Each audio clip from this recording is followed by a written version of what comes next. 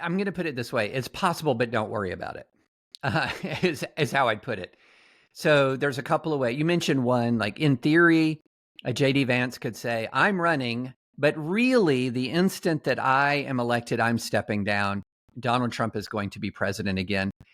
Um, there's a couple of barriers to that.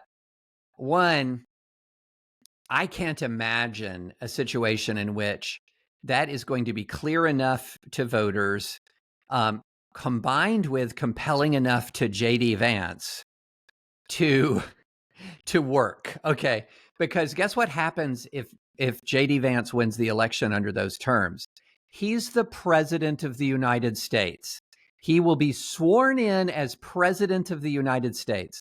And you're telling me that a adult human being sworn in to be president of the United States is going to then immediately tender a letter of resignation he is under no legal obligation to give at all, and allow somebody else to be president? So can we kind of get real about human nature for 5 seconds on that one? Now, in theory, you could imagine a situation where, let's try another scenario.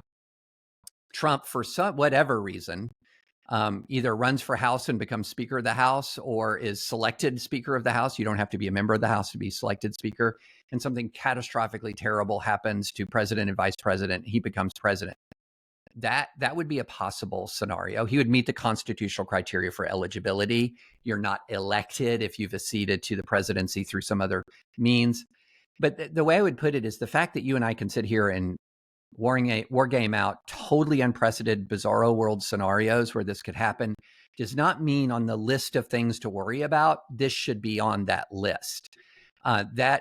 So when I think about things to worry about, I worry about extra constitutional means more than I worry about constitutional means.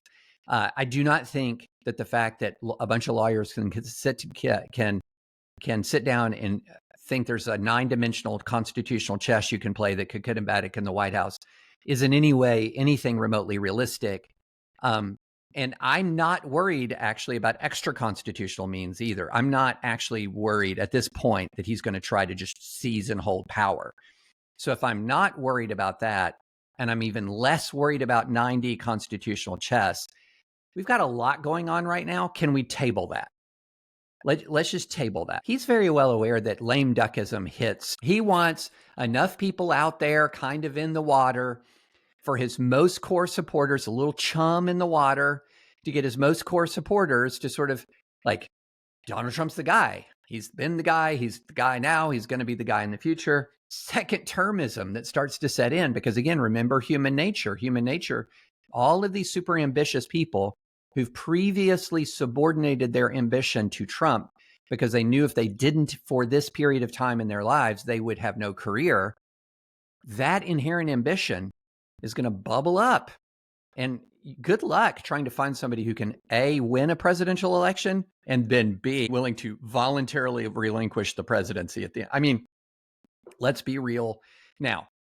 So let me say this. I fear this as much as I fear an imminent meteor strike on the continental US. If a meteor strike happens, it would be horrible, horrible, horrible. And it's something that's possible. It's not probable. It's not even remotely probable, but it is possible. So if the meteor hits, everyone would say in the rubble, David, you idiot. But that's my actual risk calculus. My risk calculus on due process in the here and now, high. My risk calculus on whether Trump is going to try to seize and hold power beyond 2028, right now, that's low.